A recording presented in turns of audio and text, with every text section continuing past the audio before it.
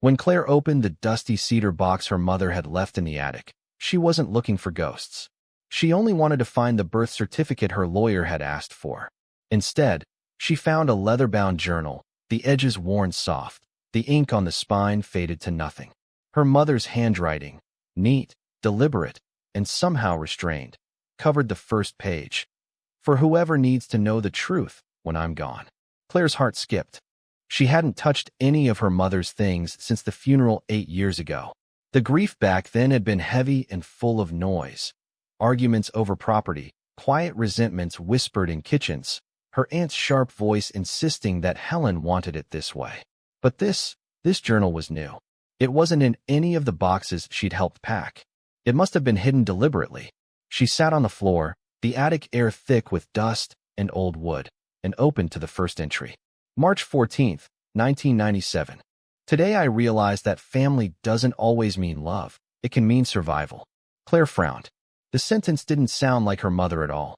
Helen had been the peacemaker of the family, always smoothing things over, always smiling even when others didn't deserve it.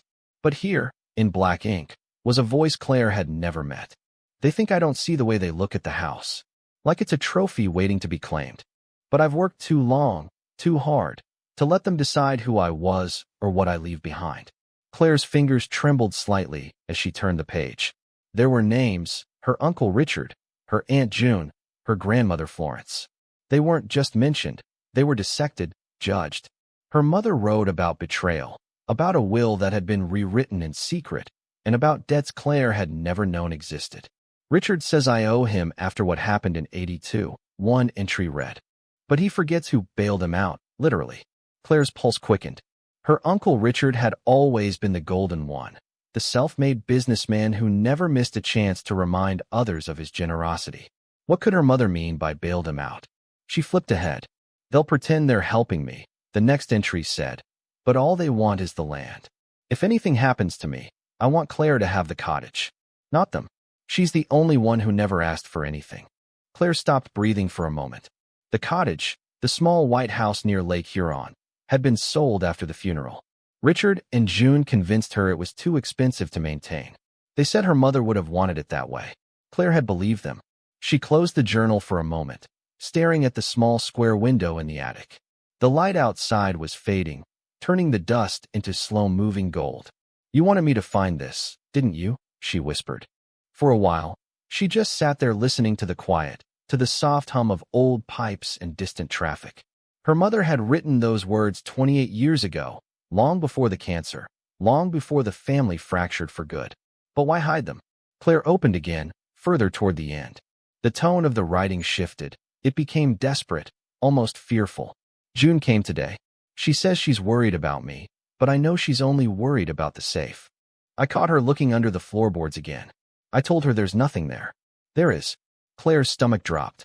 The safe? She had never seen one in the house. Could it still be there? A part of her, the rational, cautious part, told her to stop reading, to leave the past buried where it belonged. But another part, the one that had always wondered why her mother looked so tired those last few years, couldn't. She read the next page. If Claire ever reads this, I hope she knows I wasn't weak. I kept quiet because sometimes silence is the only way to survive in this family. But silence doesn't mean peace. Claire's throat tightened. She remembered that silence, the long dinners after her father left, the smiles that never reached her mother's eyes, the way Helen's hands would shake slightly when Richard's name came up. Suddenly, everything felt fragile. The house, the memories, even her own childhood. What had really happened between them? She turned one more page. The last entry was dated 2 months before Helen's death. They came again. I pretended not to notice when the papers went missing. Maybe I should have told Claire, but she still believed we were a family worth saving. I can't be the one to take that from her. The page ended mid-sentence. The ink smudged. Claire ran her thumb along the margin, feeling the roughness of dried ink. Her heart was pounding now. Papers. A safe. Missing documents. Lies. And her mother, who had always seemed like a ghost drifting through their family drama, had known everything. She looked around the attic again, suddenly alert. The rafters, the boxes, the cracked floorboards beneath her knees. Not under the floorboards again, her mother had written. Slowly, Claire pushed one of the boards near the corner. It lifted with a soft creak. Beneath it lay a metal box, smaller than she expected, painted dull green. Her hands shook as she pulled it out. The lock was rusted, the lid stiff. Inside were envelopes, 4 of them, neatly tied with twine, and a photograph. Her mother, her Uncle Richard, and her Aunt June standing in front of the cottage, smiling. On the back of the photo, in her mother's careful script, were 4 words, "Don't believe what they said." Claire sat on the attic floor long after the light outside had faded, the photograph resting in her lap, her mother's message echoing in her head. Don't believe what they said. It sounded less like advice and more like a warning from someone who had known what was coming and had no one left to tell. She stared at the envelopes, each marked in her mother's careful handwriting. For Claire, for Richard, for June, and one that simply said, "For the lawyer." Her hands hesitated above the one with her name, her pulse quick and shallow. She untied the string and unfolded the letter, the paper yellowed and soft around the edges.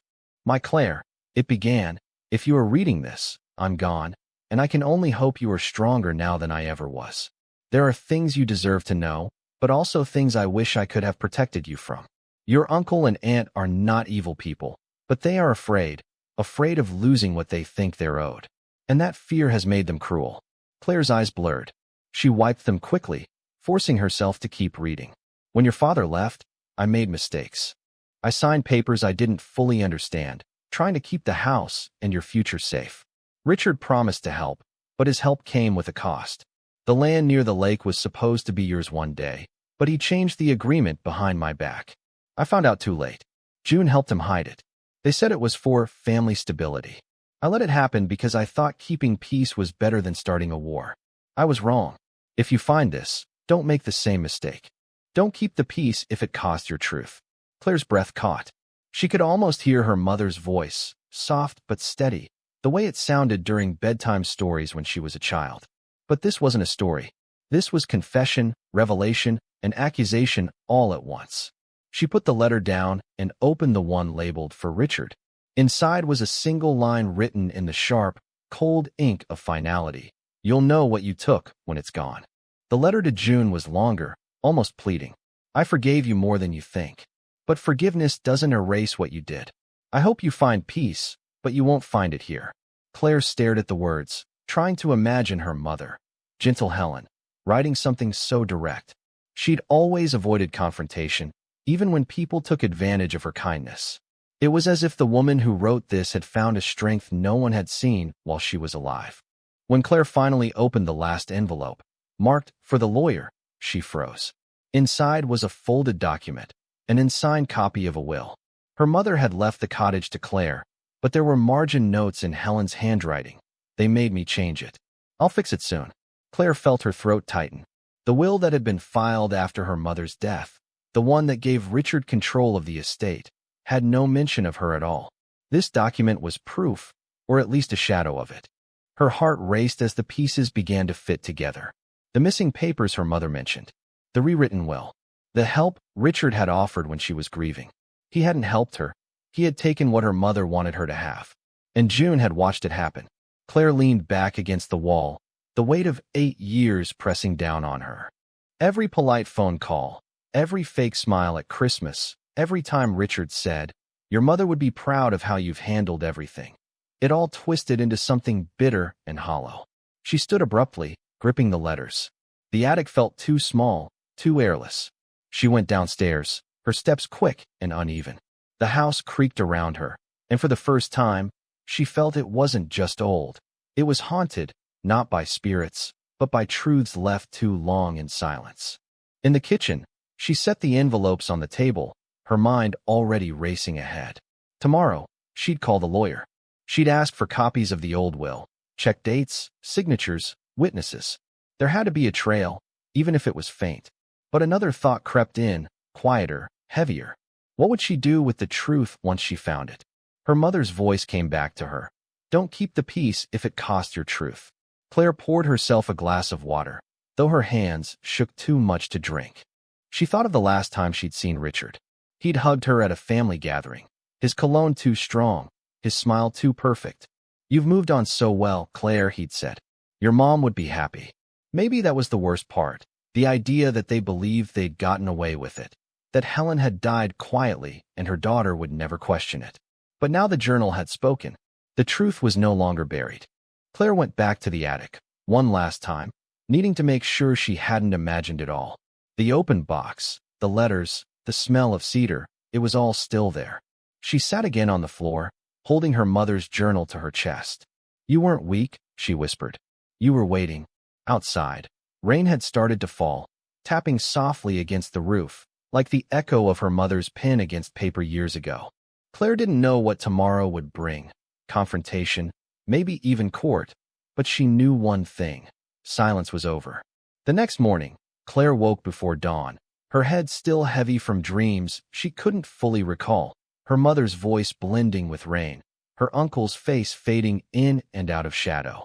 She sat at the kitchen table with the letters spread before her, the old will in the center like a quiet accusation. The smell of coffee filled the room, grounding her in the present, but every sip felt like a ritual before battle. The lawyer's number was still in her phone. Mr. Harris, the one Richard had recommended all those years ago when her mother died. She had trusted him without question, too lost in grief to notice the details. Now, she saw everything differently. She dialed. Harrison Dunn, this is Samantha, came a bright voice on the other end. Hi, Claire said, trying to sound casual. This is Claire Bennett. I used to be a client of Mr. Harris years ago. My mother, Helen Bennett, was one of his cases. Of course, the assistant replied. Mr. Harris retired last year, but we still have access to archived files. Would you like me to check if her case is on record? Yes, please, Claire said quickly, her heartbeat loud in her ears. She waited, the silence stretching, broken only by the sound of fingers on a keyboard. It looks like we have it. Would you like to request copies of her estate documents? I would, Claire said, gripping the phone. And one more thing, was there ever a draft will? Anything unsigned? Another pause. It shows there were two versions filed. The official one signed before witnesses and a draft version that was withdrawn by the family before probate. Would you like both? Yes, she breathed. Both. After hanging up, Claire felt an ache behind her ribs, a mix of adrenaline and dread. If her mother's handwriting matched the draft, if there were notes or dates that proved changes were made under pressure, it could all unravel. She texted Richard before she could talk herself out of it. We need to talk. Today. About Mom. His reply came faster than she expected. What about her? It's important, she wrote. At the house. Noon. There was a long pause. Then, fine. I'll be there. Claire spent the next few hours pacing. The house felt alive with memories. Her mother's laughter in the kitchen, the smell of cinnamon rolls on Sunday mornings, the faint creak of the floorboard near the pantry. It all felt so fragile now, like a photograph left too long in sunlight. By the time Richard's car pulled up, her hands were trembling. He stepped out dressed in his usual business casual, dark jeans, a crisp shirt, and the kind of calm that always made her feel like she was the one overreacting. Claire, he said smoothly, stepping inside without being invited. You sounded tense. I found something, she said, not bothering with pleasantries. She set the journal and letters on the table. Mom's things. In the attic. Richard's expression flickered, just slightly, before settling into polite curiosity. Oh, she kept everything. You know how sentimental she was. She also kept this, Claire said, sliding the will toward him. The one she never signed. He froze. Where did you? The attic, she said again, sharper. She left letters too. One for me, one for you, one for June. You want to read what she said to you? Richard's eyes darkened. Claire, you're grieving. You've always had a dramatic streak. Don't, she cut him off. Don't gaslight me. She wrote that you changed the agreement behind her back. That you took the lake property, my inheritance, and made her believe it was for the family's stability. She called it fear, but it was greed, wasn't it? You don't understand how complicated it was, Richard said, his tone dropping, his posture tightening. Your mother wasn't well those last years. She was forgetful, confused. No, Claire said quietly. She was scared. Of you. He flinched, then looked away, pressing his hands to the table. You think I wanted any of this? She came to me. She asked me to help. The bills were piling up, the taxes, she couldn't manage. I handled it the only way I knew how. By taking everything. By keeping it from falling apart, he snapped. You were a kid, Claire. You didn't see how bad it got. She would have lost the whole estate if I hadn't stepped in. Then why the lies? Why change the will? Why make sure I got nothing? He didn't answer. The silence stretched, thick and sharp. Claire's eyes burned as she whispered, she trusted you. She thought you were saving her. Richard looked at her then, and for the first time, his mask slipped. You think you're ready for the truth? He asked softly. Your mother wasn't some victim. She was in debt, Claire, to people you don't want to know about. That lake property? It wasn't hers to give.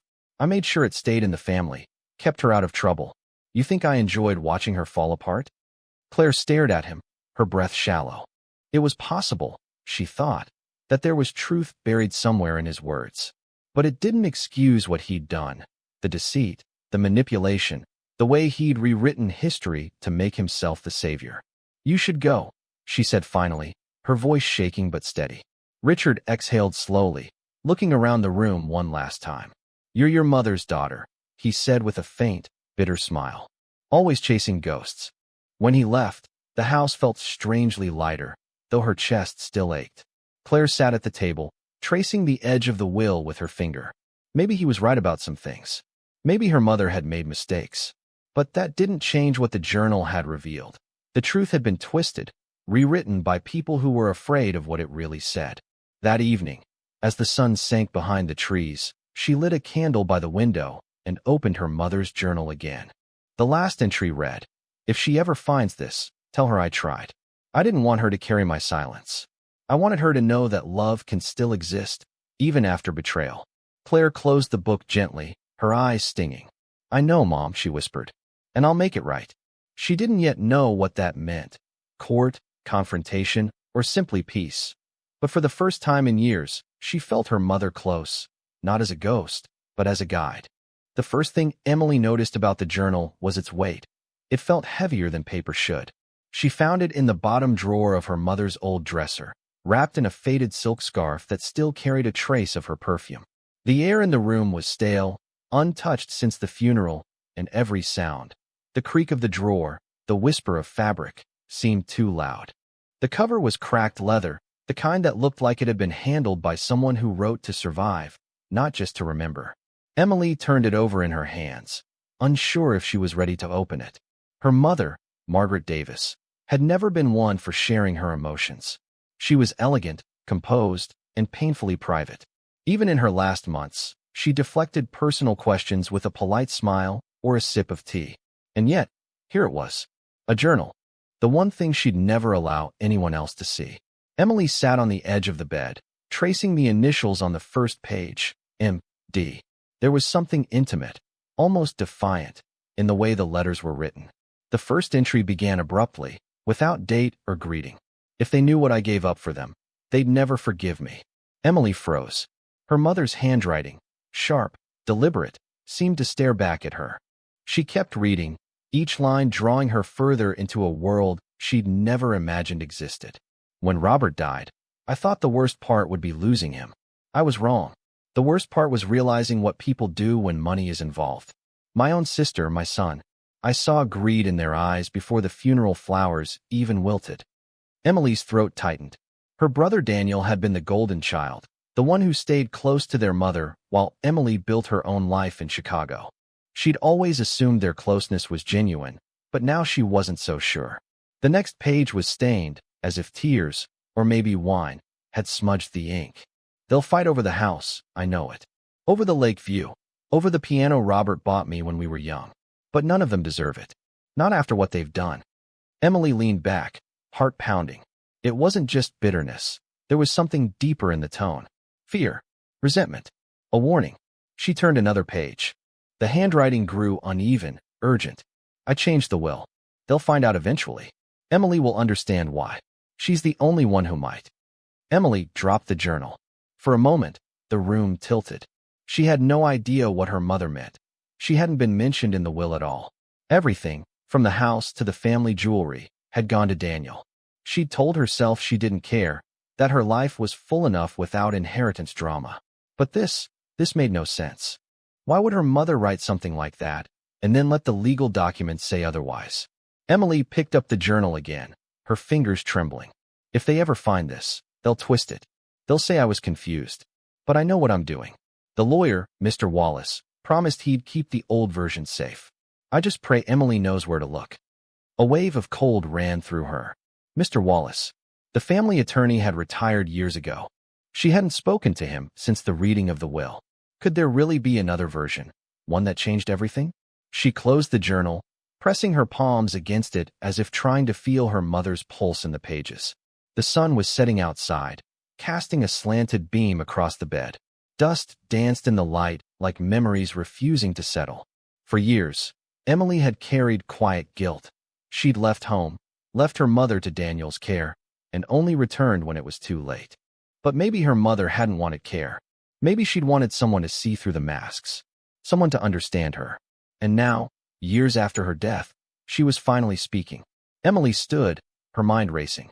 She found her phone and scrolled through contacts until she reached the number she hadn't dialed in years. Mr. Wallace, she said when the tired voice answered. This is Emily Davis. I need to ask you about my mother's will. There was silence on the line. Then, the lawyer's voice, slow, cautious. Emily, I was wondering when you'd call. Her grip on the phone tightened. You knew about another will. A sigh. Your mother was complicated. She made me promise not to discuss it unless you came to me directly. She said you'd know when the time was right. Emily's stomach flipped. And is now the right time? It seems, he said quietly, that it is. The next morning, she was in his office, a dim room lined with shelves and the smell of old paper. Mr. Wallace looked smaller than she remembered, frail but alert. He opened a drawer, pulling out a sealed envelope. She left this for you. Inside was a single page, written in the same sharp script. Emily, if you are reading this, it means you found the journal. I couldn't tell you everything while I was alive, but I need you to look at Daniel differently. And I need you to be careful with what you find. There was an address scrawled at the bottom, an old storage unit number. Emily stared at it, her heart racing faster with every beat. The room felt suddenly smaller, the air heavy with secrets that had waited years to be unearthed. She folded the paper and looked at Mr. Wallace. Do you know what's in that storage unit? He hesitated, his eyes dark. Your mother never told me. Only that it was something that could set things right, or destroy what's left of your family. Emily felt a shiver crawl up her spine. She slipped the note into her bag, nodded her thanks, and walked out into the blinding morning light. For the first time since her mother's death, she felt something she hadn't felt in years. Not grief, not anger, but purpose. Whatever waited in that storage unit, she was going to find it.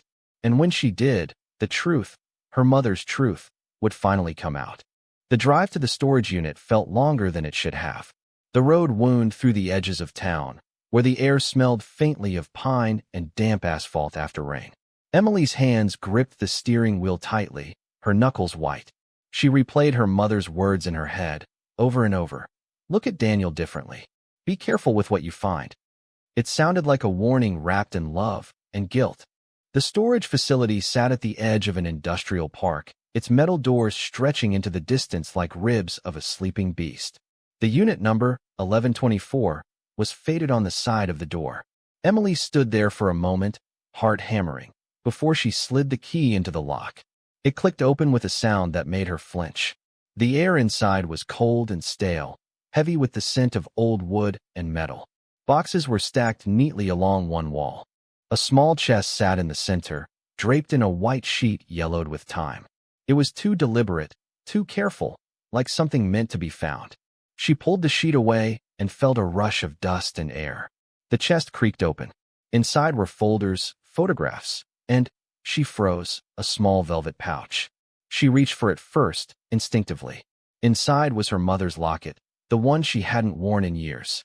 The hinge was stiff, but it opened with a soft click, revealing two pictures, one of Emily as a child, and the other of Robert, her father.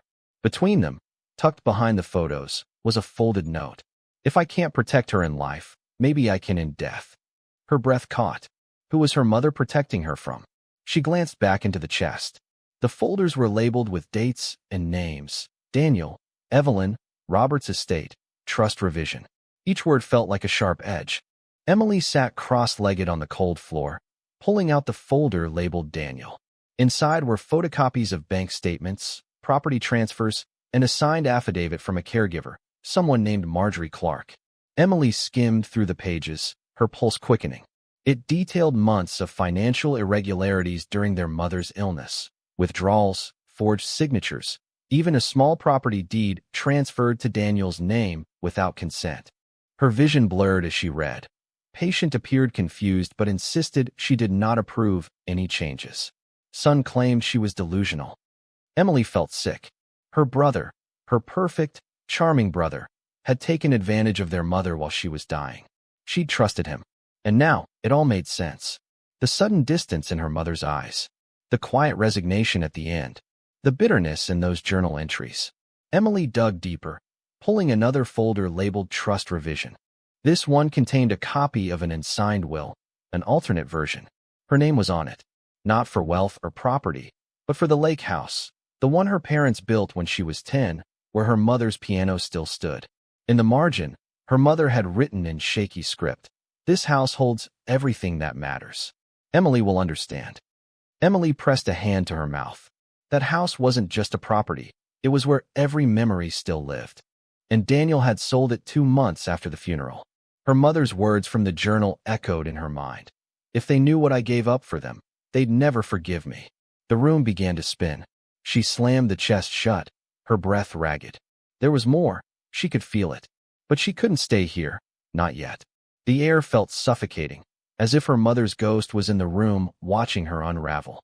Outside, the sky was overcast, the kind of gray that pressed low and heavy. Emily leaned against her car, closing her eyes, trying to breathe. All her life, she had envied Daniel's closeness to their mother. She thought it was love. Now she realized it was control. Her phone buzzed in her pocket. A message from Daniel. "Daniel, hey, got a weird call from Mr. Wallace. Why are you talking to him? Everything okay?" Her fingers hovered over the screen. She typed, deleted, then typed again. "Emily, found something I need to talk to you about. In person." 3 dots appeared, then vanished. No reply. She felt her chest tighten with something between anger and dread. The journal was still sitting on the passenger seat, its cracked leather catching the light. She picked it up, flipping to the last few pages she hadn't read. "Daniel came by again today. He was polite. Too polite. I know what that means. I won't let him win, not this time. If Emily ever learns the truth, she'll know what to do." The final page was torn, the ink smudged into an almost unreadable blur. But one line stood out clearly. "He's not who he pretends to be." Emily slammed the book shut and started the car. She didn't know where to begin, but she knew where it had to end, with Daniel. She needed to look him in the eyes and see if any of this was true. As she drove toward his house on Maple Hill, her mind raced with questions she didn't want to answer. Why had her mother trusted her to find the truth instead of confronting Daniel herself? Why hide it all? Why not tell her while she was alive? The road narrowed as she reached the turnoff toward Daniel's driveway. His house loomed at the top of the hill, large, polished, expensive, paid for, apparently, with betrayal. Emily parked and sat for a moment, the engine humming softly. The weight of the journal sat heavy on her lap. She whispered into the silence. "What did you want me to do, Mom?" Then she stepped out of the car and walked toward the door. Each step felt like it might break her. But she didn't stop. Not now. She rang the doorbell once. And waited. The door opened slowly, and Daniel stood there, calm, collected, his smile cautious but convincing. He said softly, as if surprised but not alarmed. "Didn't expect to see you here." She studied him for a long moment, noting the immaculate shirt, the faint smell of cologne, the practiced ease in his voice. "We need to talk," she said flatly. His eyes flicked past her to the car parked in the driveway, then back. "Sure," he said, stepping aside. "Come in." The house looked just as she remembered. Polished floors, expensive furniture, everything in its place. But now it all felt hollow, like a showroom. No warmth, no trace of the family they once were. She followed him into the living room and stopped by the mantel. On it sat a framed photo of their mother, smiling, younger, her hand resting gently on Daniel's shoulder. Emily felt a sharp twist in her chest. "You've been going through Mom's things," Daniel said, settling into an armchair, crossing one leg over the other. "Mr. Wallace called me this morning." Emily met his gaze. "You knew what she left me, she said. The key. The journal. The files. His expression didn't change, but a flicker crossed his eyes, something small and dangerous. She didn't want you burdened with all that, he said smoothly. You've always been sensitive. She thought it was better if I handled things. Emily laughed once, hollowly. You mean better if you took things? The property. The trust. Everything you could forge her signature for. Daniel sighed, his tone that of a patient teacher correcting a naive child. You have no idea what you're talking about. She was sick, confused. I was the one who took care of her. You left. Her voice cracked. Because you made me feel like I didn't belong anymore. You turned her against me. The room went still. He stood, his calm beginning to unravel. I did what had to be done. She was falling apart. Someone had to make sure her decisions didn't destroy the family. Emily's pulse thundered in her ears. By stealing from her, she snapped. By selling the only place that ever meant something to her. That house. Daniel's voice rose, harsh and cold. That house was a burden. It reminded her of Dad, of everything she lost. I was freeing her. No, Emily said quietly. You were freeing yourself. For a moment, neither spoke. The rain began tapping against the windows, a slow rhythm that filled the silence. Daniel ran a hand through his hair, pacing. You think that journal tells the truth? She was delusional by the end, writing things that never happened, accusing me of, I have documents. Emily cut in. Signed affidavits. Financial records. From her caregiver. She knew what you were doing. His face blanched, the mask slipping. You went through the files. I had to, she said. She wanted me to know. He stepped closer, his eyes dark. You should have burned them. His voice was low, almost a whisper. You don't understand, Emily. You'll ruin everything. Everything, she echoed, taking a step back. You mean the life you built on lies? He grabbed her arm suddenly, not hard, but enough to make her freeze. Listen to me. You think people will believe you? You think dragging this through lawyers and headlines will bring her back? His grip tightened. You'll lose what little you have left of her. For a heartbeat, she almost faltered. There was something desperate in his tone, almost pleading. But then she saw it. The same manipulation, the same arrogance that had poisoned their mother's final years. Emily pulled her arm free. No, she said, steady now. I already lost her. You just made sure it hurt more. She turned for the door. Behind her, Daniel's voice trembled with anger. If you do this, you'll regret it. You'll destroy this family. She stopped at the threshold, glancing back just once. You already did. Outside, the rain had grown heavier, sheets of water blurring the driveway lights. She got into her car, breathing hard, her hands trembling on the steering wheel. For a long time, she couldn't move. The journal sat on the passenger seat, its pages damp from where she'd clutched it too tightly. She opened it one last time. On the final page, creased and faint, was a note she hadn't seen before, written in her mother's handwriting. If you're reading this, it means I couldn't stop him. But you can. Don't let love make you blind to cruelty. Emily closed the book, pressing it to her chest. The sound of rain filled the car like static. She thought of the lake house, the laughter echoing down the hallway, her mother playing piano while sunlight spilled across the floor. Maybe the house was gone, but the truth wasn't. And maybe that was what her mother wanted her to save. By the time the storm eased, she had made her decision. The next morning, Daniel would face everything he'd tried to bury. Not out of vengeance, but because silence had cost them both too much. She started the engine and pulled onto the empty road, the horizon opening before her. For the first time in years, the weight she carried began to shift, still heavy, but no longer unbearable. Somewhere between the thunder and the quiet, Emily whispered, I forgive you, Mom. But not him. As the headlights cut through the rain, she didn't look back.